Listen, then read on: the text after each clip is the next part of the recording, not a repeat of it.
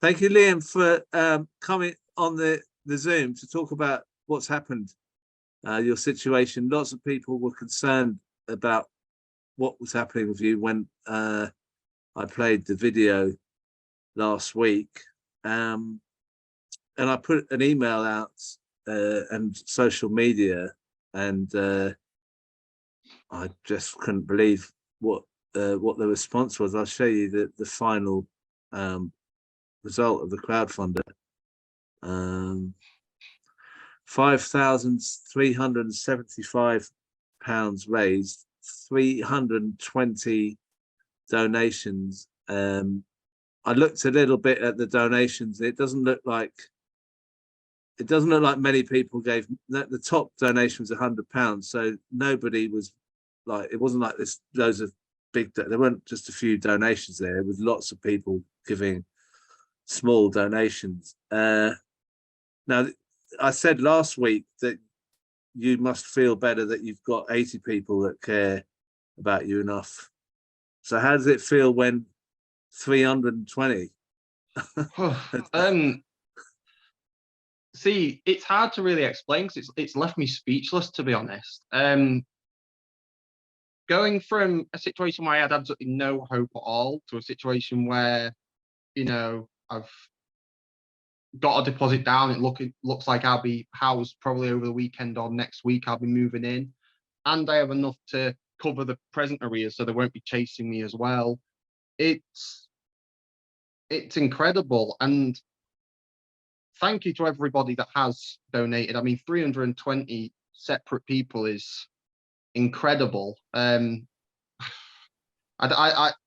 don't know where to start with it, to be honest. It's socialism in its purest form. That's for oh, sorry, I'm stuttering here because like I say, I really don't know what to say, but it's socialism in its purest form. It is very much what the left stands for. And you know, I was reading some of the words of support as well, and thank you for all the words of support, but there was one quote that got me. I can't remember who it was by, but she actually said, "Solidarity is not charity." You know, nice, simple, and to the point. And I think that is what best sums up my feelings about the whole thing, because,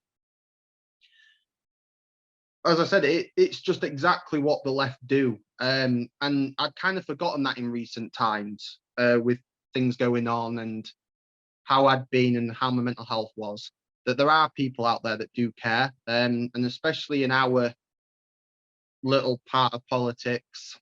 Yeah, I really don't know how to quantify it. I really don't know how to thank everyone. Just yeah, well, I mean, I don't want it to make it embarrassing. I mean, it's just your morale is better then. That's the main. I mean, you don't feel as low as you were. Is it overwhelming? I don't want it to be. I'd hate to feel it was overwhelming. It is, but it is, but in a good way. I mean, within a few days of you sharing the Labour Party suspension, I mean, I had multiple talk shows on the left reach out to me, and you know, and I've even had a few of the larger papers get in touch as well on Facebook and things, and journalists from the larger papers that want to talk about it. And I know that their aims will probably be a bit more nefarious, but it's still, you know, it's just how it is. I've had words of support, people that have also been kicked out of the party as well. So yeah, my morale is definitely higher for many reasons. Just knowing that I'm not alone, for one, that there have been people in my situation as well, that are prepared to offer their support. And just what's been the greatest thing for me is those people that have reached out, the words of encouragement, the words of wisdom, those that have tried to help, those that have signposted me to organizations, groups.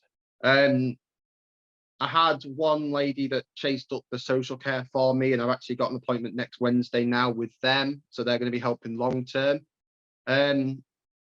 So yeah, it is overwhelming, but not in a bad way at all. It's incredible, really. I mean, talking about your situation, so you're going to be housed at the weekend when you're moving? Well, I get the keys tomorrow. I only had to pay a month in advance with the social landlord. I didn't have to pay him a deposit, so I paid that yesterday when I got the viewing. Out of the donations, of course. So thank you again for everyone that helped there. Yeah, it should be within the next, 2 to 5 days. I should be in a new place, month paid before Christmas. So I'll have a good week or two buffer before that eviction date of January 2nd. So yeah, it looks like I'm not going to be on the streets come the new year, which is the main thing. That was the initial aim. And yeah, I have this amazing community to thank for that. So yeah, I keep saying thank you, but I'm going to say it again because it could have been a very different story. And yeah, I can't express my gratitude enough there. Well, I mean, the other thing is, what about your benefits? Are they going to come through in January? Is that when they're? Have you got any idea when they're coming through? So I was supposed to have had the assessments by now. They're still being delayed, as I said before. But part of the social care referral that I've got, thanks to my CPN and the lady who helped me out yesterday, is around trying to speed that process up. They're going to give me some advice there, chase after them, try and get the assessments quicker. So it should be now within the next, few weeks to a month maximum before I start seeing them, if and any that I'm available or qualify for that PIP and that disability assessment for the disability element UC. Yeah, it should be quite soon. I do have a date for the first universal credit payment, which will be the 9th of January. So there is that. And thankfully there won't be any attachment of earnings against my benefits from the court regarding the current arrears or anything, because I've shown that I can pay thanks to a payment I made yesterday. The judge just decided that as long as I keep up a steady payment, he's not too bothered about an attachment of earnings. So my plan is to clear them, as I said, with the donations I've received, and go from there. And in the new year, I also plan to work on my mental health with my community psychiatric nurse and the social care team, and eventually try and find some work, even if only just part-time work, with the aim of getting into full-time work and get back to doing what I enjoy. So yeah, I'm starting to make longer term plans now, which is something I haven't done in a very long time. I just haven't been in the headspace to do it in a very long time. So that's a positive sign. The situation you had before was where you couldn't actually pause to think, because every day was impossible to know what was happening with your electricity, food, rent, everything was coming at you. So in a sense, it's just given you a breather. Now the thing is, lots of people will be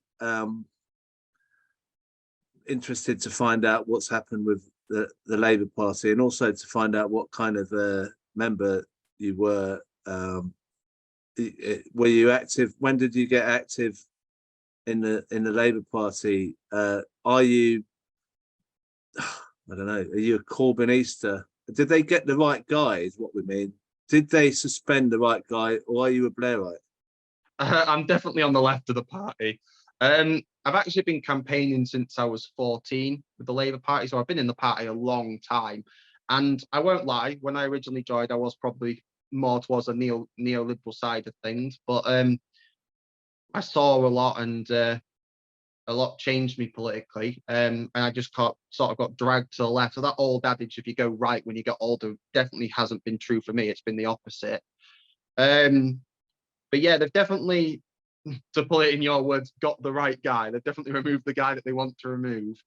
And I mean, and it has made me feel a little bit politically homeless. I think there's been a lot of people that have been in the same boat, and I've been told that, you know, that they've given their life to a movement, and to be kicked out of that, to be discarded, is quite a painful experience.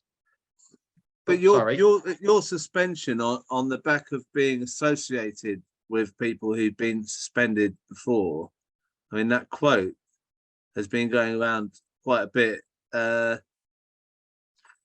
Does that scare you that people can be suspended for such a kind of Kafkaesque sort of reason? You know, like association. I mean, I'm reading. People are reading into it, saying because you came on the show. I mean, if that were the case, what does that say about the Labour Party if they were in government, for example? I mean, you mean, for me, it's hard to say that it's really scared me that much, because I've heard of people be suspended for stupider reasons than that even. You know, it's like the slightest criticism of what is literally apartheid in Israel can get you banned. You know, you comment any words of support for Palestine and the same thing. You know, and that is ridiculous. That is to start off with. And now it's got to the point where they're just saying, well, you're guilty by association. And, you know, that's a very bad road to go down, especially for a party in power, because it becomes a case of, if you're prepared to persecute one group of people and then persecute another group by association, where does it stop? Where does it end? Do you simply just say you're not worthy because you're not who you are? And, you know, and it's Starmer, well, we've seen it in the last few weeks, has tried to be more right wing on immigration than the Conservatives have. So it's scary. It really is scary for a party that could potentially be in power and is actually doing quite well in the polls despite everything, is prepared just to say, oh, we don't agree with your opinion, so you're gone. Or you associate with someone we don't agree with, so you're gone. It's a bit like a budget just Gestapo, to be honest. I don't really want to say that, because obviously it's you know, that's a very... You'll get doubly suspended now. Oh, you get expelled now for that. You've gone too far now. Well, you've doubled. You had a chance to twist, and you've actually lost again. You're expelled. Now, the thing is, I wanted to ask you, actually, because, you know, this story's gone out about you. I've tried to tweet at some Labour MPs, some shadow ministers, about what's happened to you, and I haven't had any reply. Has anyone in the party, an official, an MP, a councillor, you don't have to name them, have any of them actually responded to what's happened to you or said anything to you, contacted you? No, I've actually tried contacting people. As you said, I've tried contacting shadow ministers. I've tried contacting the General Secretary. And I've had the same response you have had. Nobody has responded. I also know that you're not actually alone in this. I've had other people that have messaged me and said, oh, I've tried contacting such and such, and I've tried contacting such and such. And nobody of any capacity has responded to anyone.